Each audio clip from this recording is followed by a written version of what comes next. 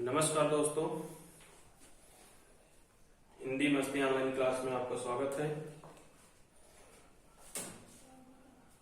हम पढ़ रहे थे समास। तो समास का एक भाग हो चुका है। आज हम समास को आगे पढ़ेंगे। समास का दूसरा भाग होगा आज। आप लोग सुंदर हैं, पढ़ाई वढ़ाई करते रहिए। और चलिए आगे बात करते हैं समास के बारे में। तो आज समास का दूसरा भाग है। पहले भाग में हम पढ़ चुके हैं कि समास कितने प्रकार के होते हैं। उसमें बताया गया था कि वास्तव में समास की अगर संख्या पूछी जाए तो समास की संख्या कितनी होगी? 4। वास्तव में समास की संख्या 4, लेकिन अगर कुल समास की संख्या पूछी जाए तो समास की संख्या कितनी होंगी? 6, क्योंकि तत्पुरुष के 2 भाग होते हैं। तत्पुरुष के 2 भाग होते हैं। कौन कौन से?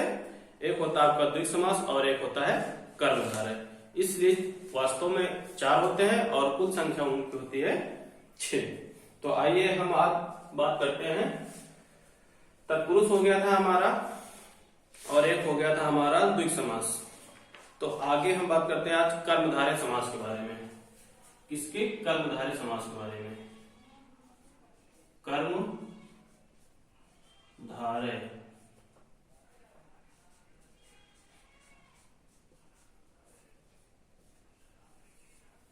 कर्मधारय समास के बारे में पढ़ेंगे। तो कर्मधारय का जो उत्तर पद होता है, इसका जो उत्तर पद होता है, इसका भी उत्तर पद विशेष प्रधान होता है। उत्तर पद जो होता है इसका भी प्रधान होता है। उत्तर पद प्रधान होता है। इसका भी द्विग समास का भी उत्तर पद प्रधान होता है, तत्पुरुष का भी उत्तर पद प्रधान होता है और कर्मधारय का समास का भी उत्तर पद प्रधान होता है। इसका जो पूर्व पद होता है वो विशेष होता है। पूर्व पद विशेष होता है। ठीक, इसका पूर्व पद जो होता है वो विशेष होता है और इसका उत्तर पद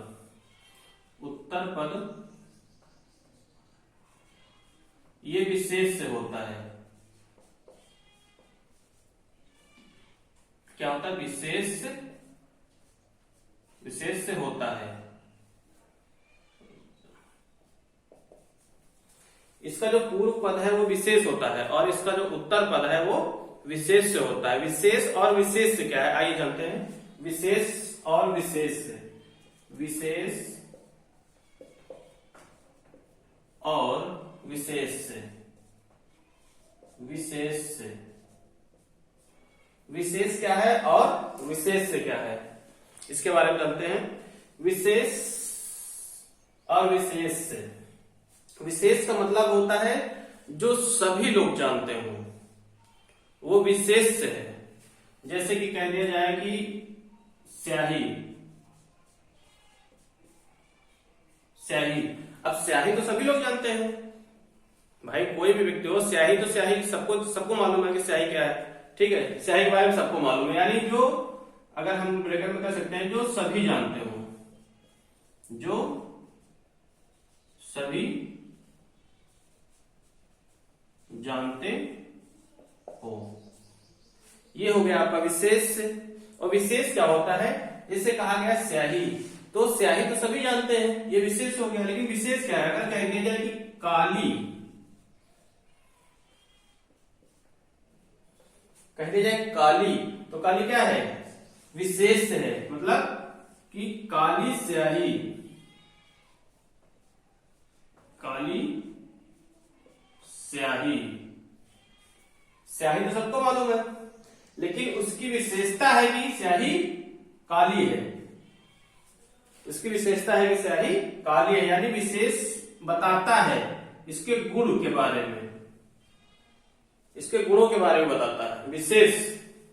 और विशेष मतलब जो सभी जानते हो। ठीक, तो ये हो गया आपका विशेष और विशेष के बारे में। ठीक है, इसके कर्मधारय समास में भी कुछ सूत्र हैं याद करने के लिए। बहुत छोटा है। इसके भी दो सूत्र होते हैं, तीन सूत्र होते हैं। एक होता है जो के समान, है जो के समान रूपी, है जो के समान रूपी, मतलब है जो लगेगा, के समान लगेगा और रूपी लगेगा। तो ये जहां लगेगा समझ लो वहां पे कर्मधारय समास है। आइए उदाहरण हम लेते हैं और फिर जानते हैं। स्क्रीनशॉट मारना मान लीजिए, ठीक। उदाहरण लेते हैं।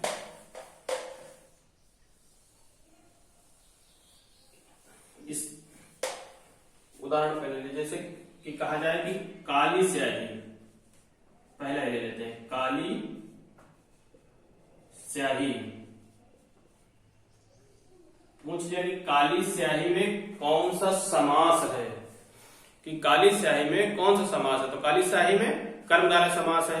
अब इसका समास विग्रह कैसे करेंगे, देखिए काली स्याही मतलब काली है जो स्याही, काली है जो स्याही, यानी स्याही की विशेषता बता रहा है कि स्याही काली है।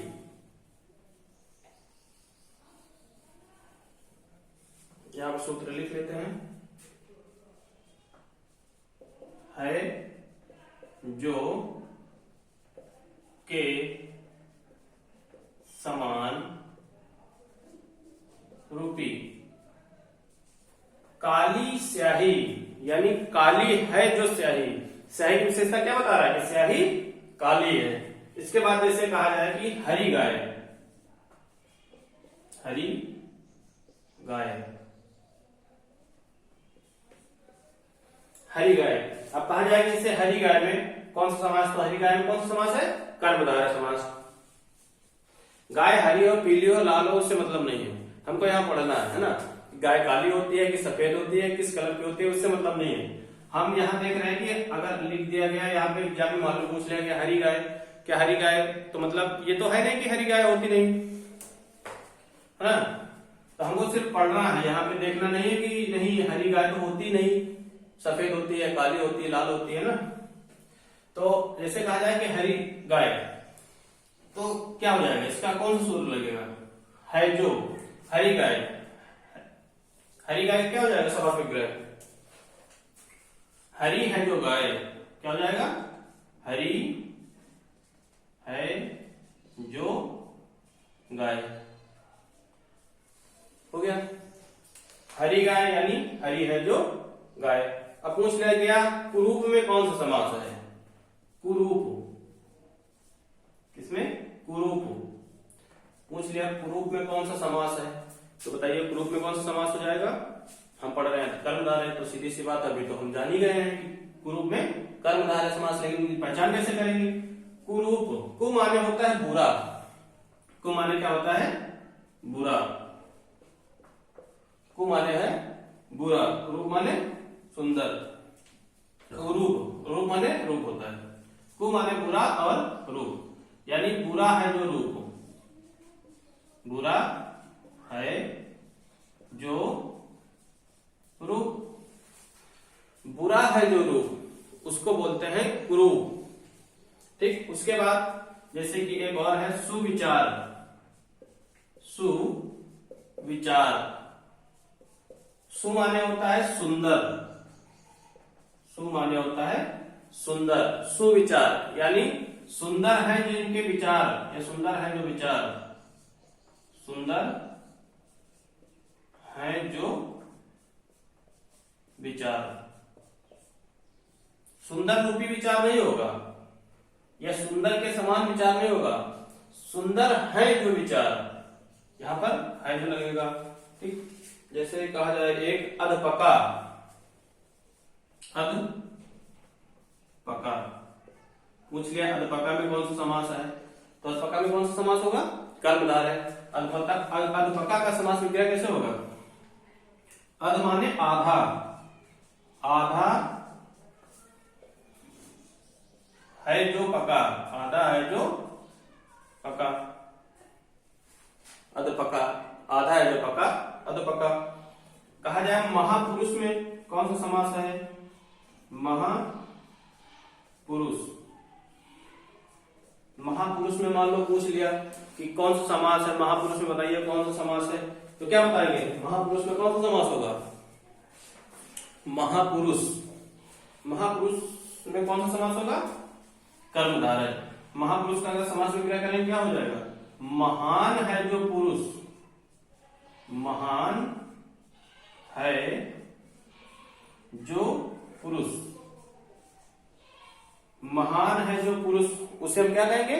महापुरुष। ठीक, तो ये हो गए 5-6। आगे और देखते हैं, थोड़े उदाहरण और हैं।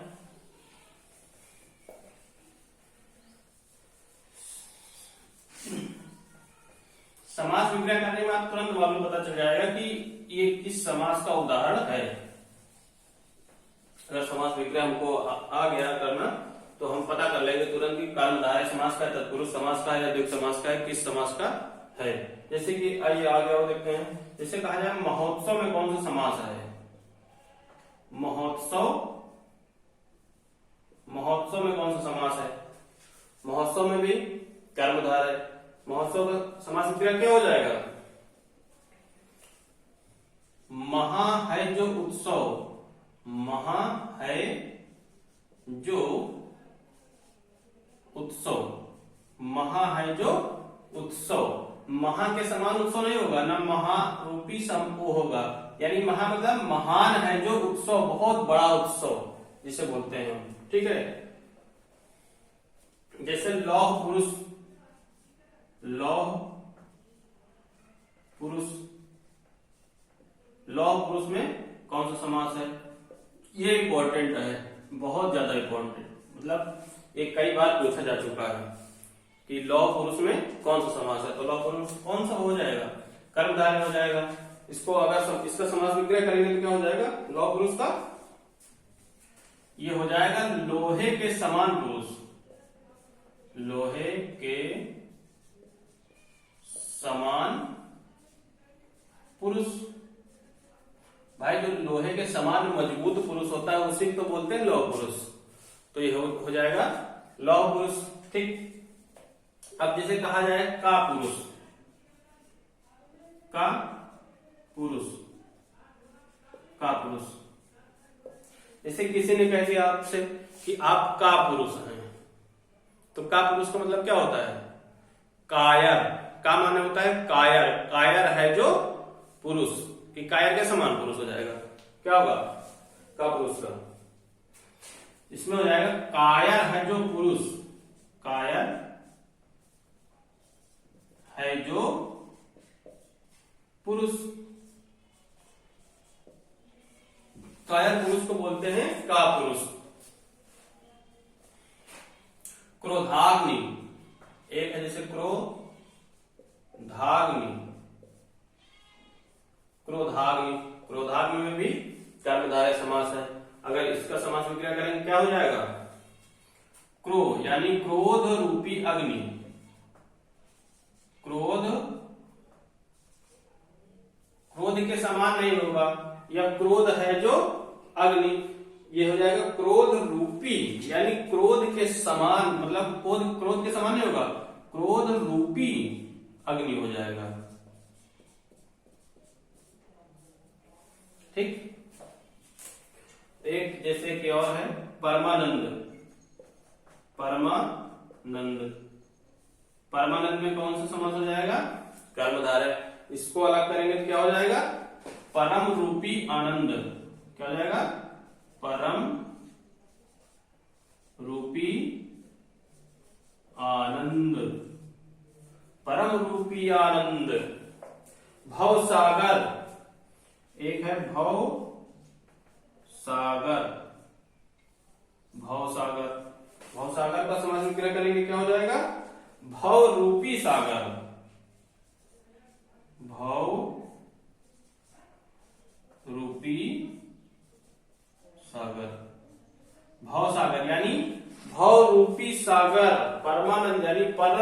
रूपी आनंद, क्रोधाग्नि यानी क्रोध रूपी अग्नि का पुरुष, कायर है जो पुरुष।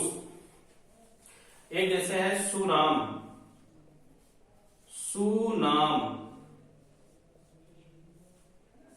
जैसे कहा जाए कि आपका नाम जो है वो सुनाम है, तो सु माने क्या होगा? सुंदर। सु माने सुंदर, यानी सुंदर है जो नाम, सुंदर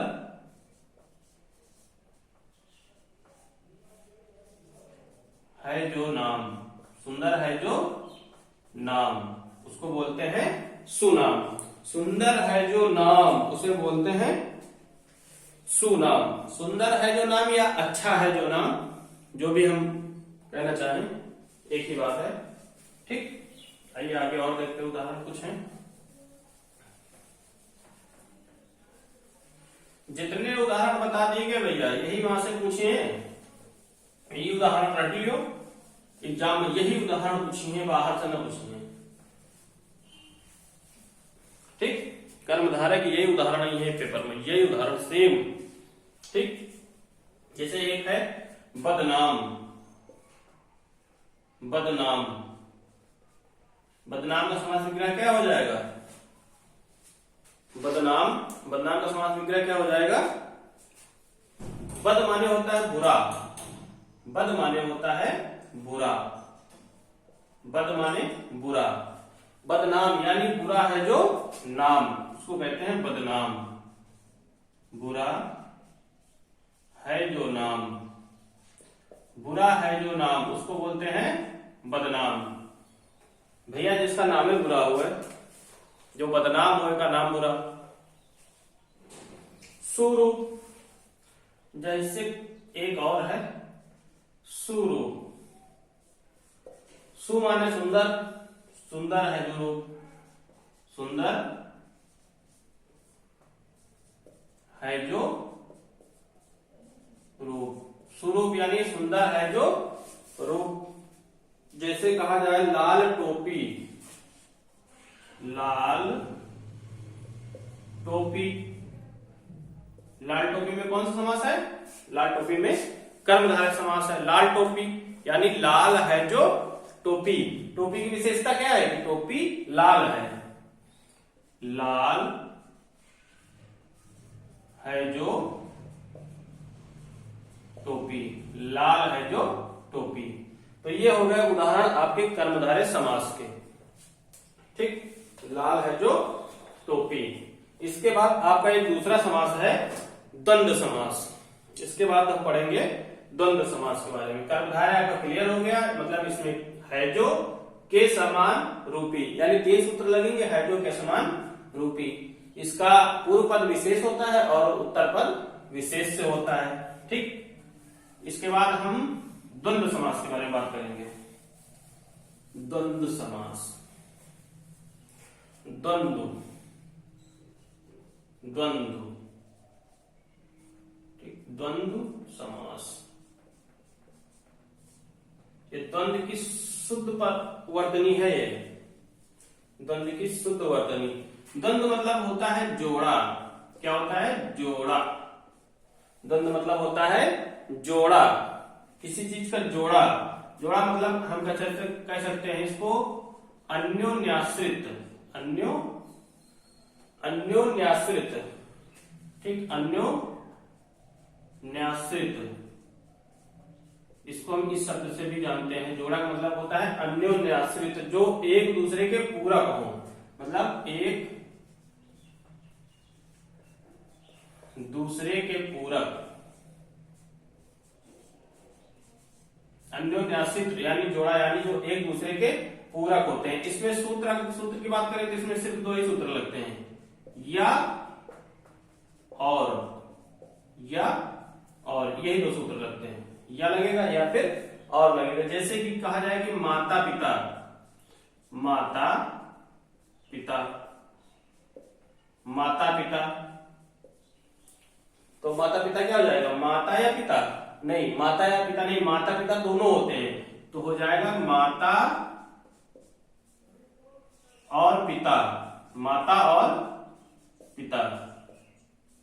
भाई माता पिता एक साथ होते हैं ना, तो माता और पिता यानी माता भी और पिता भी, या नहीं लगेगा यहाँ पे, यहाँ या लगा देंगे तो या तो माता या तो पिता हो जाएगा, तो ये गलत हो जाएगा। इसके बाद जैसे कहा जाएगा भाई बहन, भाई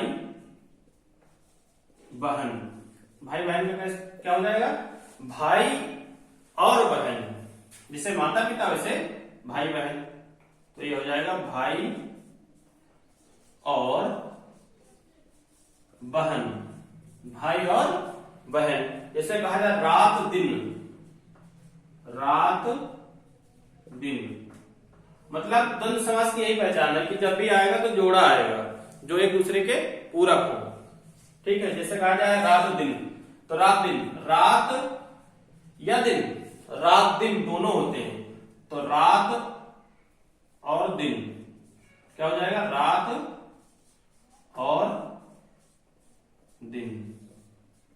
ठीक, रात और दिन यानी रात दिन, सुबह शाम, जिससे पूछा जाए सुबह शाम में कौन सा समास है, सुबह शाम, सुबह शाम में कौन सा समास है पूछा जाए तो बताइए सुबह शाम में कौन सा समास हो जाएगा, सुबह और शाम क्या हो जाएगा, सुबह और शाम, सुबह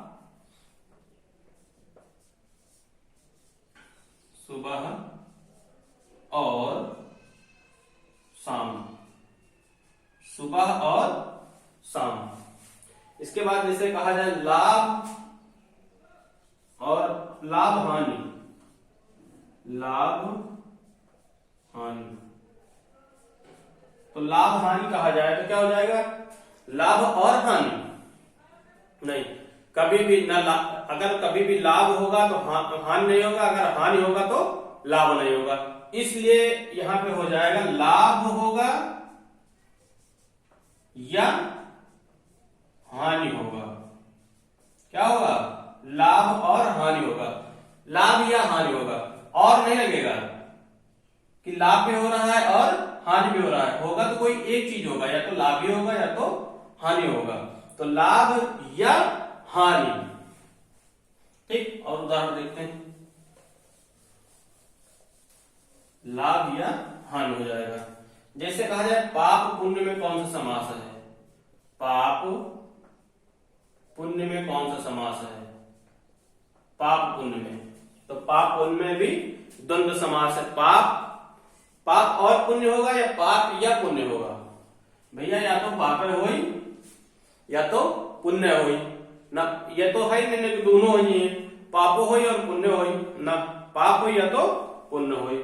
ठीक, तो यहां हो जाए पाप या पुण्य, भैया द्विमा से एक ही चीज होई, या तो पाप होई या तो पुण्य होई। ठीक, जैसे लाभ होई या हानि हुई।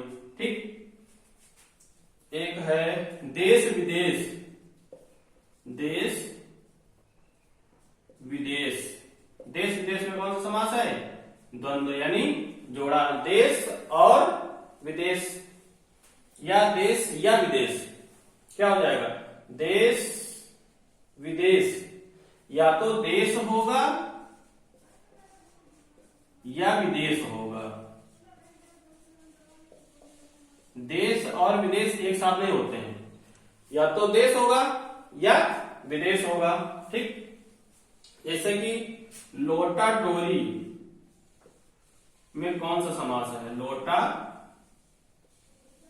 डोरी में कौन सा समास है, लोटा डोरी में कौन सा समास है। अब भैया यहाँ भाई लोटा या डोरी, अगर कहा जाए लोटा या डोरी तो मतलब या तो लोटा हो या तो डोरी, कुआं में पानी भरेगा है तो या तो लोटा ले जाए या तो डोरी ना, लोटा और डोरी दोनों साथ में जाएंगे, लोटा और डोरी। भैया जब लोटा डोरी साथ में रहे तो भाई तो पानी कुआं से भर पियो, अगर लोटे रहे या तो डोरी रहे तब कहां भर जाए, तो लोटा डोरी में मतलब लोटा और डोरी दोनों होंगे। ठीक, जैसे और कहा जाए कि धर्मा धर्म, धर्मा धर्म। धर्माधर्म में कौन सा समास है? तो द्वंद्व। धर्माधर्म का मतलब होता है या तो धर्म होगा या फिर अधर्म होगा। धर्म होगा या अधर्म होगा। भैया या तो धर्म हो ही या तो अधर्म हो ही। जैसे कहा जाए अहोरात। अहो रात। अहोरात में कौन सा समास है? द्वंद्व समास। अहोरात मतलब अहो माने होता है दिन और रात मतलब रात। दिन और रात दोनों होंगे, दिन और रात। इसमें दिन और रात दोनों होंगे। अहोरात में दिन और रात दोनों होंगे। ठीक है, जैसे एक दो उदाहरण और देखते हैं इसके बारे में। जिससे कहा जाए रुपया पैसा। रुपया पैसा। रुपया पैसा।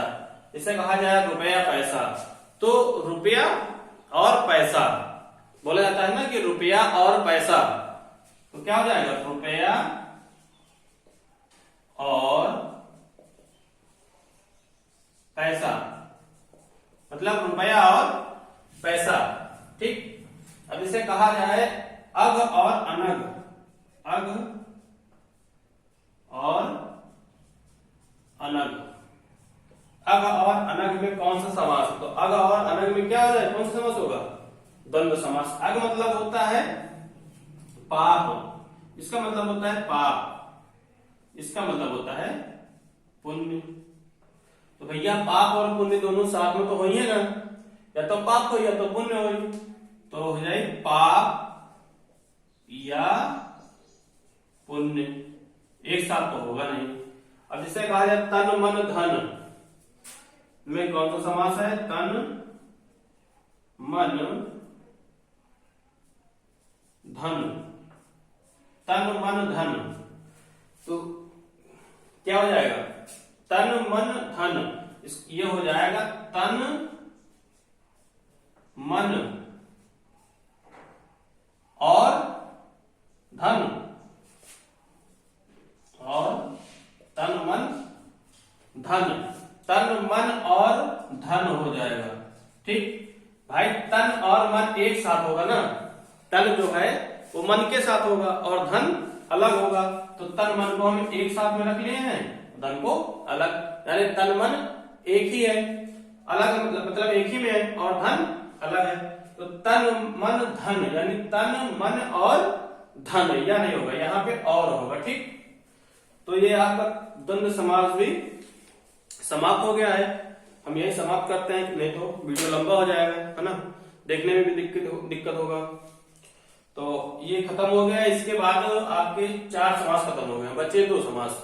2 समास हम तीसरे भाग में पढ़ लेंगे। ठीक है, तो आपका पूरा समास समाप्त हो जाएगा। चलिए फिर तीसरे वीडियो में हम मिलते हैं। आज के लिए बस इतना ही। आप लोग पढ़ते रहें और अपना ख्याल रखें। धन्यवाद।